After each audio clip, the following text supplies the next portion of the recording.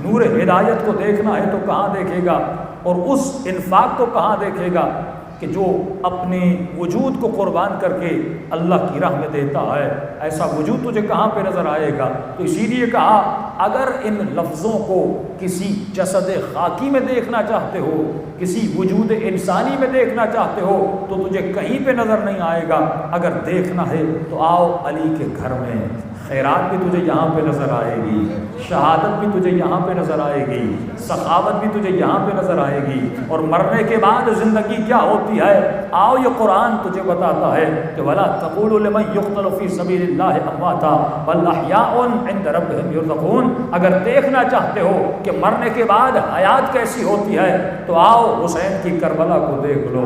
سال گزر گئے لیکن آج تک لوگ کربلا جا رہے ہیں۔ یہ کربلا بتا رہی ہے کہ حسین نے اپنی زندگی کو کس طرح زندہ رکھا ہوا ہے، نہ صرف خود رزق لے رہا ہے بلکہ جو کربلا جاتا ہے یہاں سے بھوکھا جاتا ہے لیکن وہاں پہ سیراب ہو کر پھر واپس آتا ہے۔ یعنی یہاں پہ خیرات مادی بھی ہے، یہاں پہ خیرات معنوی بھی ہے۔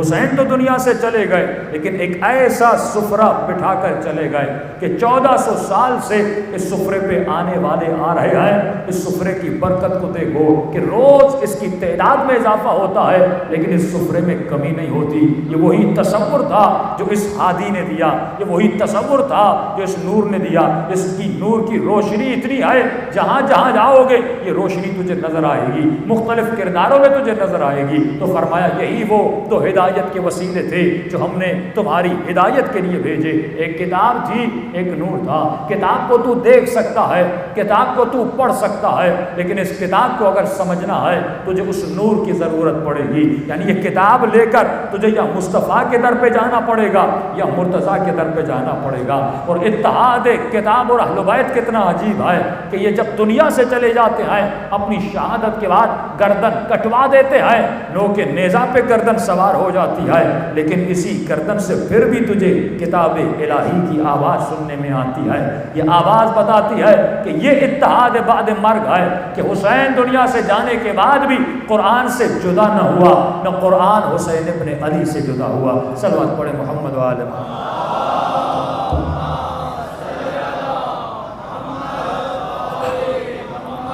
گزارش ہے آواز کو تھوڑا بڑھانے، بارہ دیگر صلوات پڑھیں محمد و آل محمد۔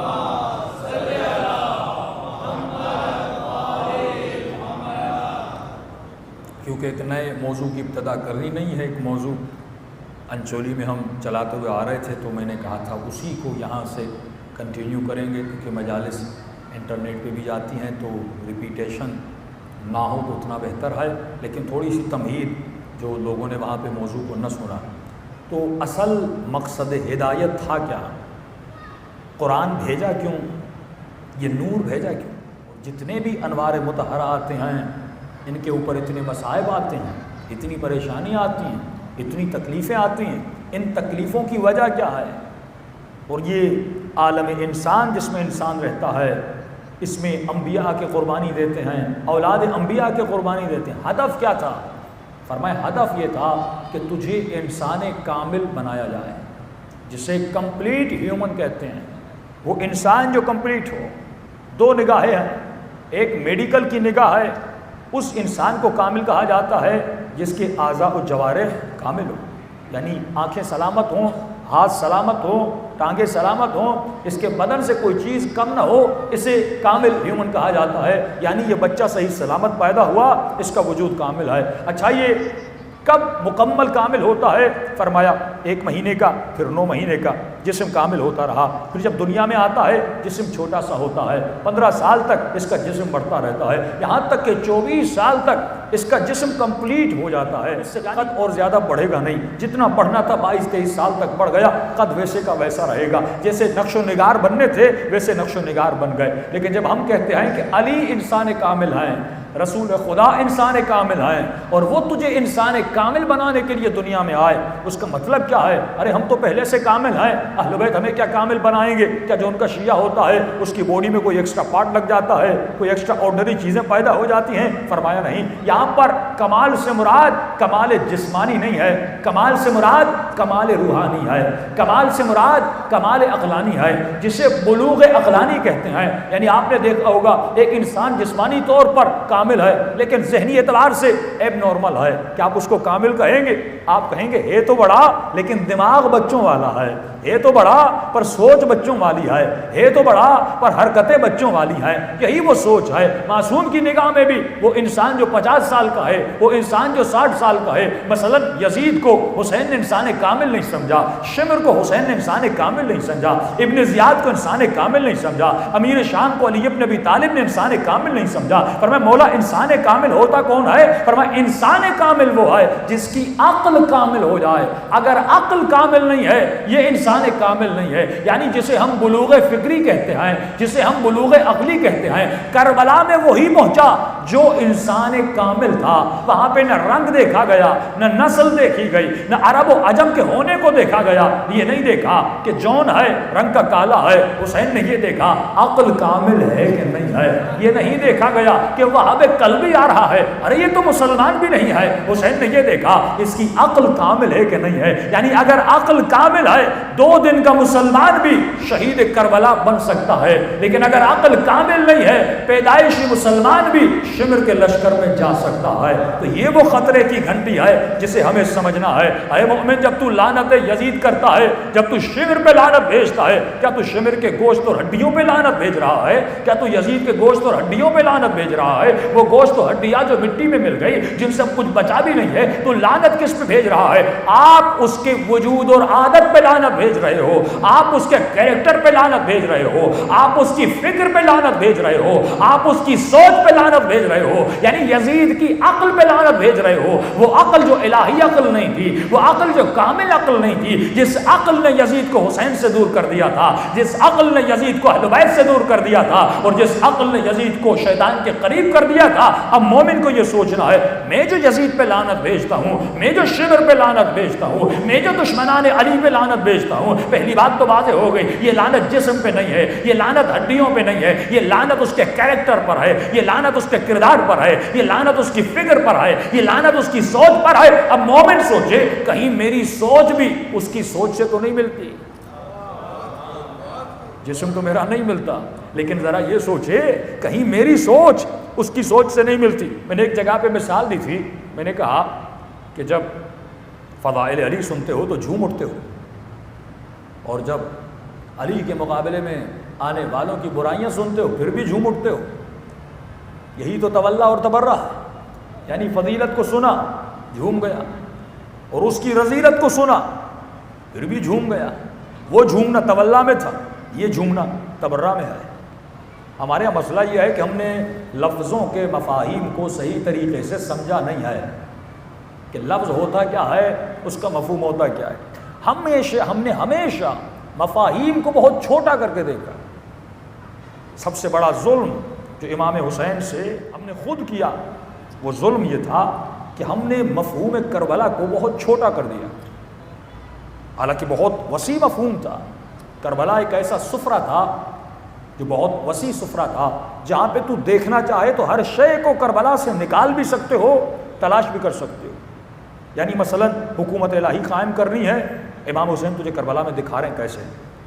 انسان کو کیسا ہونا چاہیے، امام حسین تجھے کربلا میں بتائیں کیسا ہونا چاہیے۔ انسان کا اخلاق کیسا ہونا چاہیے، امام کہیں گے آؤ کربلا میں میرے عباس کو دیکھو۔ گنہگار کو توبہ کیسی کرنی چاہیے، امام فرمائیں گے آؤ کربلا میں تجھے اور دکھاتا ہوں۔ انسان یہ کہ نہیں کربلا صرف عربوں کا تھا، عجموں کا نہیں تھا، امام کہے گا آؤ میں تجھے ایک جون بھی دکھاتا ہوں۔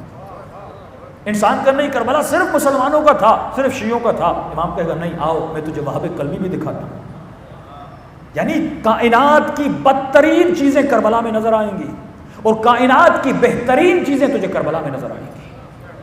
سب امام نے کربلا میں جمع کیا تاکہ کربلا کے بعد تجھے کسی اور کے سفرے پہ جانے کی ضرورت نہ پڑے، کربلا کے بعد تجھے مختلف ازم میں جانے کی ضرورت نہ پڑے، کہیں تو سیکولرزم کے پیچھے نہ جائے، کہیں تو لبرلزم کے پیچھے نہ چلا جائے۔ یہ مختلف ازم جو پیدا ہوئے یہ فکر ہے، کس کی فکر ہے؟ ایک انسان خطاکار کی فکر ہے۔ لیکن حسین کو جب تو معصوم مانتا ہے، حسین ابن علی کو جب انسان کامل مانتا ہے، تو انسان کامل سے کامل فکر نکلتی ہے، انسان کامل سے کامل راستہ نکلتا ہے۔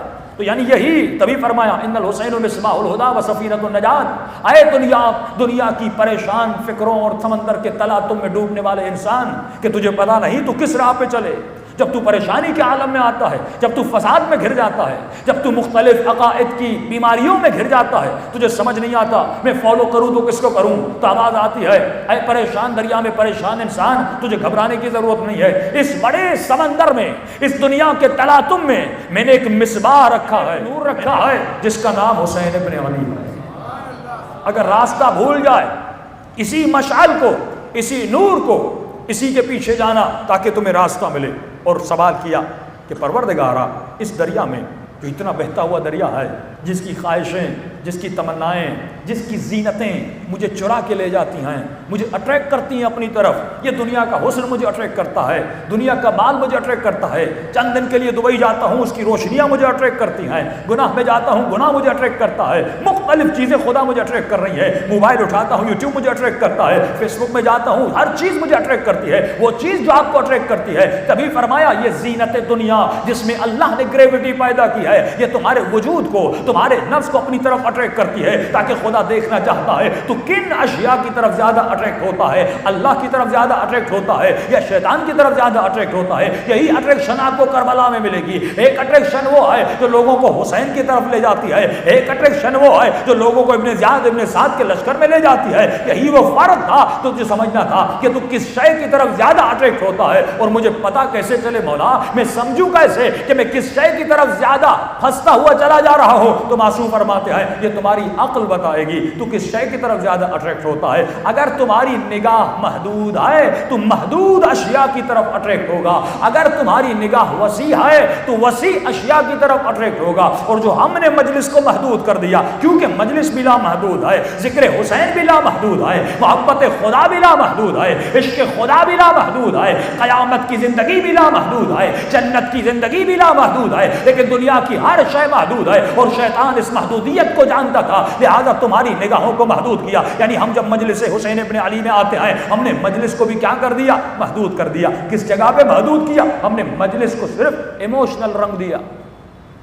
یہ ظلم تھا امام حسین سے، یعنی مجلس کا مطلب یہ ہے صرف ایموشنز، آنا ہے رونا ہے پھر چلے جانا ہے، مجلس کا مطلب صرف ماتم ہے، صرف نوحہ خوانی ہے۔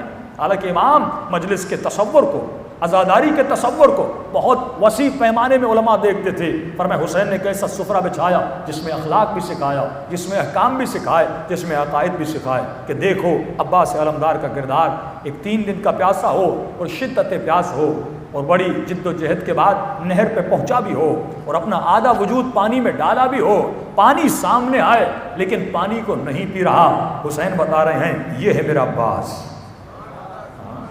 یہ ہے عباس کا اخلاق، یہ ہے عباس کا کردار، یہ ہے عباس کا ضبط، یہ ہے عباس کا ادب۔ یہ کربلا آپ کو کریکٹر دکھا رہی ہے۔ کربلا جسموں کا نام نہیں ہے کہ ہم صرف یہ سنیں، حالانکہ یہ بھی بڑا درد مند ہے کہ انسان سن کے روتا ہے، اس کی اپنی نعمت ہے، لیکن اس کو صرف اس حد تک محدود نہ کریے کہ امام کے بدن پہ تیر لگے، امام کے وجود پہ تیر لگے، مومن اس پہ تو روتا ہے۔ لیکن بی بی زینب فرماتی ہے سب سے زیادہ جس شے نے ہمیں تکلیف دی، جس کی وجہ سے ہمیں بہت درد ہوا، کبھی بھی وہ کون سی تھی؟ فرمایا جب یہ ملعون ہمیں تانے دیتے تھے، جب کوئی کہتا تھا نا حسین باغی ہے، یہ وہ جملہ تھا جس نے زینب کا دل بڑا دکھایا، کہ فرمایا اصغر کی شہادت کے بعد الیاذ باللہ الیاذ باللہ، امام حسین کربلا کے میدان میں کھڑے ہیں، ایک ملعون لشکر یزید سے میرے آقا حسین سے مخاطب ہوتا ہے، اور بڑی بے ادبی والا جملہ نہ کہتا ہے میرے آقا کو، بڑی بہترامی کرتا ہے، الیاذ باللہ کہتا ہے حسین دوزخ میں جانے کے لیے تیار ہو جا۔ کس بات پہ تو اترا رہا ہے؟ تو خود کو جنتی سمجھ رہا ہے، ابھی تجھے ماریں گے، اور دوزخ میں جانے کے لیے اتنا کہنا تھا۔ امام نے یہ جملہ برداشت نہ کیا، جو سیدہ شباب اہل الجنت ہو، جو جو جنت کے جوانوں کے سردار ہوں. یعنی یہ توہین نبی کی بھی ہے جب نبی خود کہتے جاتے ہیں کہ میرے نواسے جنت کے جوانوں کے سردار ہیں. یہ توہین حسین ابن علی کی بھی ہے. اتنا کہنا تھا.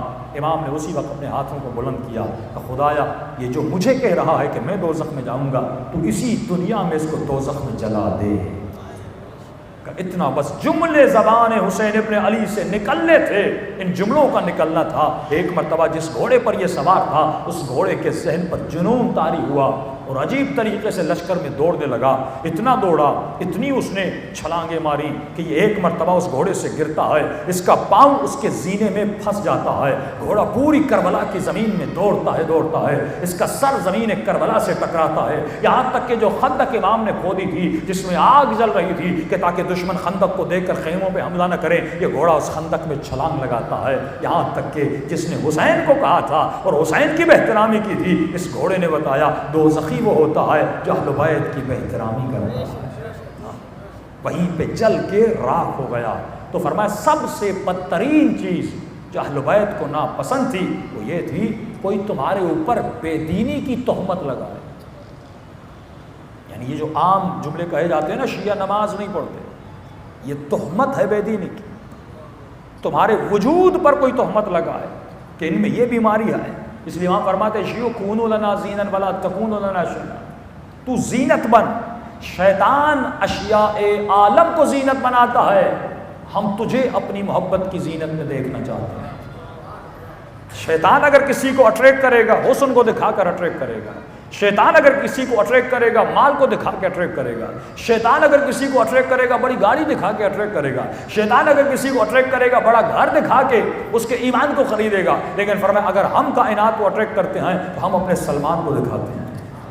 اگر ہم کسی کو اٹریکٹ کرنا چاہتے ہیں ہم اپنے اکبر کو لے کر آتے ہیں.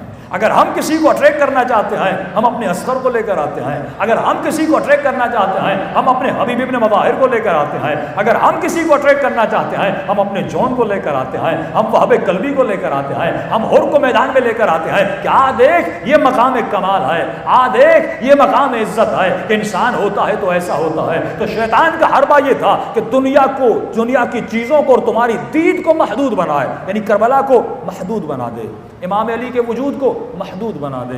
زیارت کربلا پہ جاؤ گے اس کو محدود بنا دے گا کہ زیارت کا مطلب یہ صبح جاؤ غسل کرو اور 2 رکعت نماز پڑھو واپس آ جاؤ. یعنی زیارت کو کیا کر دیا اس نے محدود کر دیا. جب دنیا میں آؤ گے وہ تمہاری سوچ کو محدود کرے گا. کیوں محدود کرے گا؟ اسے علم ہے اگر اس کی سوچ لامحدود ہو گئی یہ اللہ کی ملاقات کو جا سکتا ہے, یہ حسین کی راہ پہ چلنے کی صلاحیت کو پیدا کر سکتا ہے. تو آپ کو بالکل چھوٹا کر دے گا, آپ کی سوچ کو چھوٹا کر دے گا. میں نے کل کی مجلس میں اشارہ بھی کیا تھا کہ وہ کس طرح چھوٹا کرتا ہے. مثلا سورہ جمعہ کی آیت ہے وَإِذَا رَأَوْا تِجَارَةً أَوْ لَهْوًا انفضوا إِلَيْكَ وَتَرَكُوكَ قَائِمًا.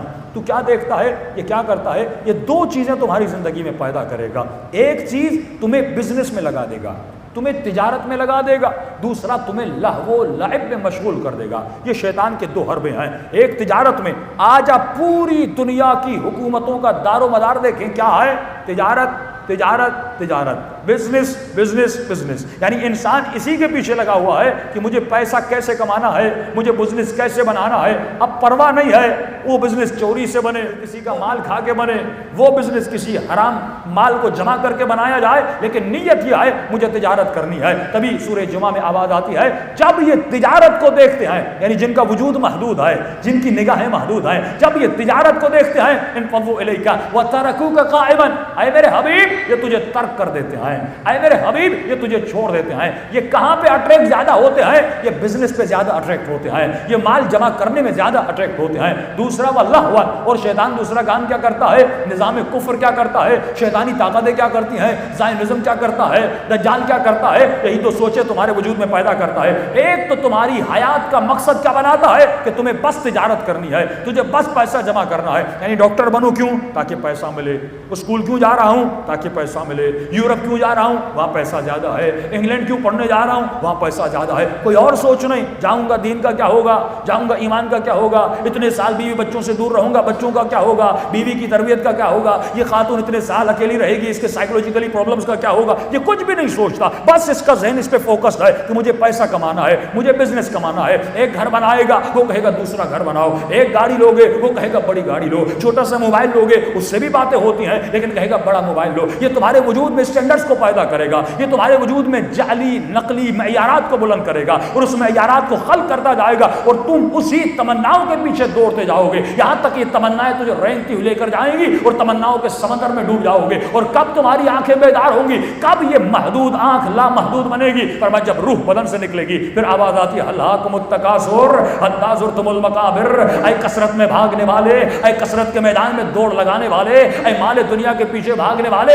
اب دیکھ تو کہاں گیا. اے 200 گز کا گھر بنانے والے، تمہارے نصیب میں تو 3 ہی گز تھا. اے بڑے بڑے کپڑے خریدنے والے، تمہارے نصیب میں تو یہ کفن کا ٹکڑا تھا. یعنی خدا کس چیز کی طرف نگاہ کرنا چاہتا ہے؟ شیطان نگاہ دید محدود پہ آپ کو مرکز رکھتا ہے، لیکن حسین ابن علی آپ کی دید کو بڑھا دیتے ہیں، حسین ابن علی آپ کی نگاہوں کو بڑھا دیتے ہیں. شیطان تمہیں صرف اس دنیا پہ محدود کر کے رکھ دیتا ہے، لیکن جب کربلا میں آتے ہو آپ کو اور عوالم بھی نظر آتے ہیں. جب کربلا میں آتے ہو وہاں پر صرف تصور دنیا نہیں ہے بلکہ تصور آخرت ہے. حسین کے ہر خطبے میں قیامت کا ذکر ہے، حسین کی ہر بات میں قیامت کا ذکر ہے، حسین کے ہر کلام میں جہنم کا ذکر ہے، حسین کی ہر بات میں جنت کا ذکر ہے. پھر جب قرآن کو کھولتے ہو تو قرآن کا 1/3 یہی ہے. خدا کبھی جنت کا ذکر کرتا ہے، کبھی حور کا ذکر کرتا ہے، کبھی درختوں کا ذکر کرتا ہے، کبھی نہروں کا ذکر کرتا ہے، کبھی شہد کی نہریں، کبھی دودھ کی نہریں، کبھی شرابن طہورا کا ذکر ہے. یعنی آپ کے ذہن میں خدا تصور آخرت کو ڈیولپ کرنا چاہتا ہے کیونکہ آپ نے آخرت کو دیکھا نہیں ہے. وہ صفات کو بیان کرتا ہے، اس کی شکل کیسی ہے، اس کی آنکھیں کیسی ہیں، یہ کھانا لذیذ کتنا ہے، یہ پوری صفات کو بیان کرتا ہے تاکہ تمہارے وجود میں